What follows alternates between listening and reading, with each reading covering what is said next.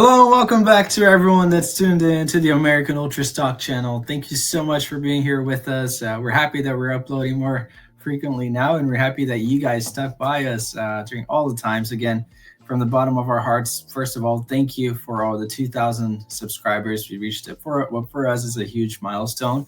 And today we have a bit of a fun video right here. It's a video that I think we all play in our minds, some transfer scenarios. Transfers are very exciting to talk about. And today we're naming the top 5 MLS players that need to move abroad. And this is obviously based on their talent, their level of importance, and promise for the USMNT going forward. Hopefully, all of them can establish themselves. We're going to start off right here with Peyton Miller, Braden, player that could get a move. I'm curious, when I ask you about him, how do you see his future panning out in terms of how far he can go? What would be a good move? And do you think it'll happen? Yeah, first and foremost, I just want to reiterate what you said. Thank you guys so much for 2,000 subscribers. It might not seem like a lot to most people, and maybe it isn't, because obviously we have ambitions to grow so much further than that, but it's a start, and getting the first few is always the hardest. So to everyone who's been part of the journey so far with us, we thank you so much. But getting into Peyton Miller, this is the first on the list and the only one of the 5 who's really more of a for the future type player. I mean, obviously all these guys are young, but the other 4 you'll see are kind of breaking through into the USMNT. This one, Peyton Miller, is with the USA U20s, playing up a full cycle, by the way, 2 years as a 2007, U20s can be 2005 or younger. So already really impressive to see. He's broken into the starting lineup for the New England Revolution, and it's been reported that Tottenham Hotspur are interested in signing him even this summer, despite the fact that without a European passport, he actually cannot make the move to Europe until January, when he'll turn 18 in November of this year. But it's pretty impressive that he's already garnering such interest, considering how young he is as a 17-year-old, and the fact that this is only his second professional season in MLS. It's been really crazy to see, and he looks the part. I mean, he's definitely, I would say, one of the Revolution's best players already, despite being at such a young age. He's a key player for the USA U20s, part of a stacked back group there, and it's just so cool to see such a huge club, regardless of their struggles this season, a Champions League club interested in Peyton Miller. I don't actually think that's the best spot for him to go. I think it would be better to maybe take a more of a stepping stone approach, like we see a lot of players do, somewhere like the Eredivisie or the Championship. Just go somewhere where you can actually step in and immediately start getting regular minutes as a starter. At Tottenham, I fear that maybe he'd become part of a loan army a bit, just get loaned out a couple of years, and then you never really know where he's going to end up, kind of like Caleb Wiley is doing right now at Chelsea. But it's great to see this interest, and I have no doubt wherever he goes, he definitely has a long career ahead of him in Europe. Yeah, it remains to be seen, but it's promising. I mean, I'll be honest. Even if he does end up going to Tottenham, I think it's a good move because it gets you through the door. And even if you go, like, let's say Wiley, a couple of loans that don't really work out, but you find yourself for a championship club doing well, I think it's still better than staying in the league, especially for someone in his position. To be honest. Now, moving on right here for a player, Brian Gutierrez. We've been talking about him for a long time. It feels like he's been around forever. He's only 21. I know he just recently got sent off in the last match, but this is a guy that has a lot of promise, very silky on the ball, very talented player, technical. We do have a battle with Mexico for him. Some people say it's a battle, some don't. I don't know how close he is to either roster, to be honest. I'm curious to see, what do you think his ceiling is if you had to compare with a player from right now that we have on the roster, and where do you think a move would benefit him? Yeah, I mean, we actually saw Brian Gutierrez get his first official USMNT call-up in the Nations League camp under Poch, of course. We unfortunately didn't see him get to take the pitch because he did suffer an injury in the camp and had to go home. But maybe that's, again, part of the reason why he wasn't in the roster for this summer either. But I would say he's definitely a lot more of a USMNT player than he is an Altrigue player, despite interest from them, long-term interest. They've had interest in him for a while. He's really definitely remained committed to the USMNT, and I have to give him huge props for that because he definitely could have taken an opportunity with Mexico by now, but he's remaining committed. Got his first USMNT call up, and if he does get the right move abroad, I have no doubt that he'll continue to get more. It was reported that there's been interest from AS Roma this summer, which is definitely intriguing. There's also been interest from unnamed clubs in Spain and Germany. Just shows the depth of how much interest there is in this kid. And I think as a 2003, as someone who's going to be turning 22 this year, I think now is the time for him to make the jump. Obviously, he's had a lot of time in MLS with the Chicago Fire. He cemented himself as truly one of their best players in a team that's been doing decent this year under Greg Berhalter, as we all know. And I think, obviously, it's good to establish yourself as a player in MLS as a key player for a team, but at a certain point, you do have to make the jump before time wastes away. I mean, we saw someone like Brennan Vasquez had opportunities to make the move to Europe. He had offers from the Bundesliga, ultimately decided to go to Liga MX instead, and now it looks like he's probably never going to get that chance in Europe. So we need our players to be taking these jumps when they have the chance, and there's a lot of interest in Gutierrez. I think as a player, technically, he fits the style of La Liga more maybe than some of the other options, but I could definitely see him in Serie A. If Roma do have the interest, and that is concrete, I definitely would not be opposed to a move there. Yeah, I think that those league, I would go to Spain if I was him. He has a bit of more of a frail frame. Nothing that can't be changed. I know that some players, when they go to Europe, they bulk up a little bit, but very promising player. I hope that it happens soon because I think he's getting to that age where you have to get a move. You have to sort of push for a move. I don't think it'll happen right now, but I think he has to if he wants to be a consistent part of the USMNT and reach his potential, which is really, really high. Now we're going to move on to Alex Freeman, burst onto the scene, as Micah Richards would say. And what a physique, really, for a 20-year-old. Very promising. We've seen now he's emerging, really. It's fair to say he's one of the breakthrough players, and a pleasant surprise. I didn't really know much about the guy before this season. And now he's getting some links here and there, scored some goals as well for Orlando City. Do you think he's going to get a move soon? Which club do you think he would fit in better? Again, a player that's sort of in the fringes, but could definitely be in the picture for the USMNT in the future. Yeah, I know myself and some other guys who more focus on the youth game have been hyping up Freeman for a while, but I think for the general USMNT fan, this is going to be the first time you've heard of Alex Freeman. Obviously, this is his first year really in MLS.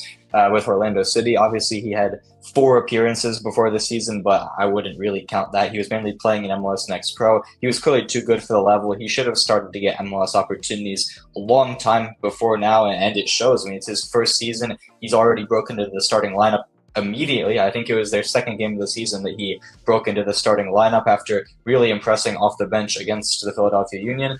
And he's already turned into, arguably, I would say, potentially the best right back in MLS, which is so crazy to say for someone who's playing in his first real season there. He already has 4 goals and 2 assists this year from the right back position. Definitely more of an attacking-minded fullback, so which is obviously what we like to see, especially under Poch. We know Serginho Dest plays that role. I think that's part of the reason Joe Scally was left off the current roster, because he doesn't really fit that role as well as someone like Freeman does. I'm very excited to see what he does this summer for the USMNT, and his stellar play in MLS has already garnered interest from so many clubs abroad. Parma has been one. They just survived in Serie A in their first year back promoted, now looking to grow and develop themselves as back to the stable Serie A club that we once remember from all those years ago.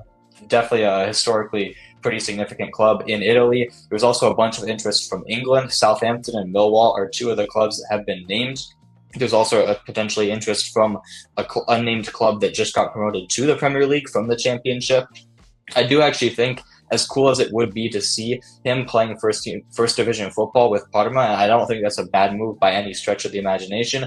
I think his physicality just suits England so perfectly, and even if it is a team towards the top of the Championship like Southampton, or in a more ideal world, somewhere like a team who just got promoted to the Premier League, I think that's really a spot that he could flourish. I mean, you guys might know he's the son of a Super Bowl champion, Antonio Freeman. So he definitely got his athletic build from his dad, and the pace, the physicality, everything that's part of his game is perfectly suited for somewhere like the championship, where a lot more emphasis goes towards that. It's a little bit less technical of a league, but don't make any mistake about it. He has the technical ability. He wouldn't have 6 goal contributions from right back if he didn't. So he's definitely one to watch, and I would say the future of the right back position behind Serginho Dest, of course. Yeah, and I think the age gap between him and Dest, he can definitely contend for that position because, as we know, I love Dest, but it's not as if he set the world alight, really. I don't think he reached his potential. A guy like Freeman could easily, in a couple of years, be contending for that. And I will just say it's maybe my bias, but I would love to see a USMNT player be built on the tactical awareness of the Italian league, especially if you are in a club like Parma where you have to be really disciplined. He already has the physique for it. I think it'd be a good move. But again, that may just be biased. But we're going to move on right here to Quinn Sullivan. You've been really high on him, and you've got all of your shouts repaid this season. I mean, last season he did well as well, but I feel like for the first time he's getting into the minds of the general USMNT fan. I think that I'm sort of that fan. I don't watch much of the MLS, and he is gathering attention for all of his performances. Again, some inclusions now. Shouts for the USMNT. So it's nice to see. Do you think he's going to get a move? Obviously, you're a Philly fan, but you do see it on the USMNT picture. Do you think he's gonna get a move, and where do you think he would fit in better? Yeah, last season was his real breakthrough with the Union. He got 7 goals and 10 assists in all competitions, but he was still mainly seen as Cavan's brother. And maybe I'm a little bit hypocritical saying that, as I have Cavan's jersey behind me and not Quinn's.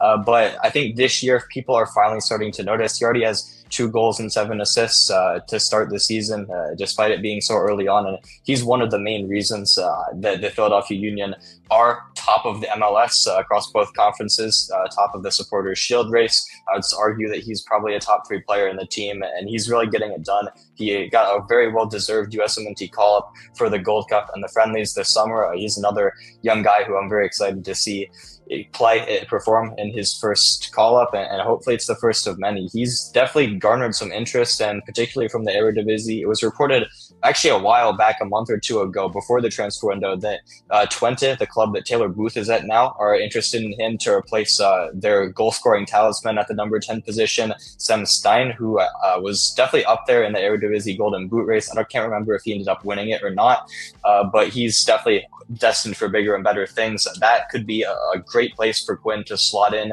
and get his start in Europe, because at the end of the day, I do think he is good enough to play in a top 5 league, maybe if not now, but definitely in the future. But I mean, I'd say it so often. I'm a huge fan of players making the move to the Eredivisie because it's such a good developmental league where you can make that first jump, like you said, get through the door in Europe and really just progress from there. I mean, we've seen it work with so many players, not even just Americans, but just players in general. I mean, we've seen so many success stories of like South Americans moving even to PSV. The likes of Luis Suarez come to mind in the Eredivisie, him with Ajax. But I think it's just a perfect move for him.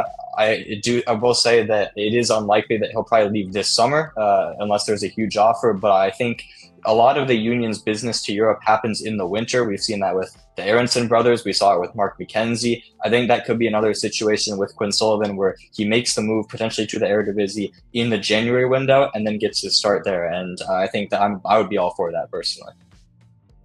Yeah, I think that I just hope that again. Now I have a little bit of a concern with the Union because that transfer for Jack McGlynn was absolutely shocking. I hope that this guy gets a move because I feel like, especially for him, his position, if he wants to be a part of the USMNT picture, he has to move abroad. I know that we have a thing for calling MLS players, but he has to move abroad. And I feel like also as a player to develop, playing where on the middle of the pitch where the game's going at 120 miles per hour. It's a clear difference once you reach that national team level, and I hope that he gets a move soon. And the Union did their job, served them well, but I think now it's time for him to get a move again in the winter. I don't think it'll happen now, but I wouldn't mind that.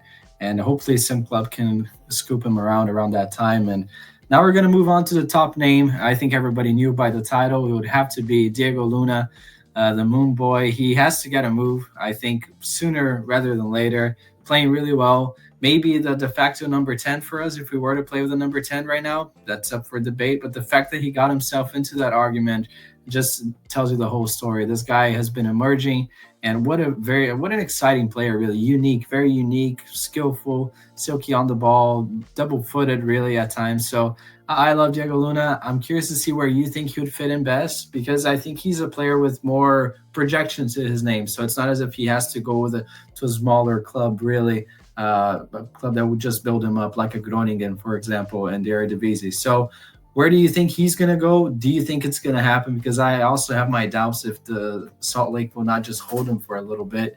I'm curious, Braden. What do you think? I actually do think that this move is going to happen because I remember, I don't exactly remember who it was, but someone from Real Salt Lake said a couple weeks ago that they would be very surprised if they had Diego Luna beyond this summer. And I mean, it makes sense. He won MLS Young Player of the Year last year, beating out the likes of Diego Gomez, who is now balling out with Brighton in the Premier League. 9 goals, 8 assists last season. He already has 8 goals and 2 assists to start this season in just 17 appearances. So he's having another incredible year. He's really stepped up as the man for Real Salt Lake this season. They've had some team struggles, but throughout it all, Luna has been consistent. He keeps getting better and better every year, but even every single game you watch him, his ability is just so clear. And he is such an exciting player because he's one that we don't really have a lot of in the player pool. He's second to none, I would say, in terms of the style that he plays. And that's why fans have grown to love him so much. I mean, he's had a meteoric rise onto the scene for the USMNT.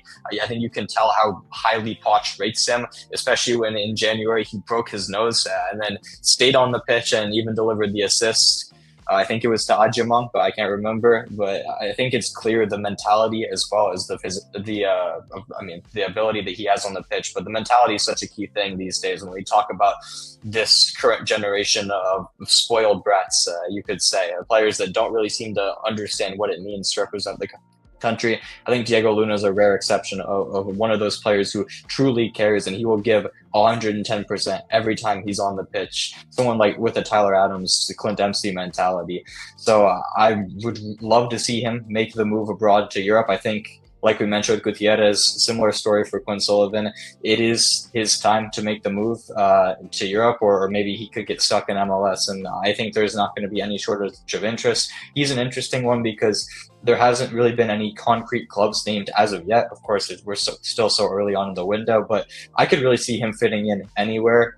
There was interest back in January, I believe, from Leeds United. So that could be something to watch potentially, since they do have Premier League football to look forward to next season. They're definitely going to want to spend to improve their team.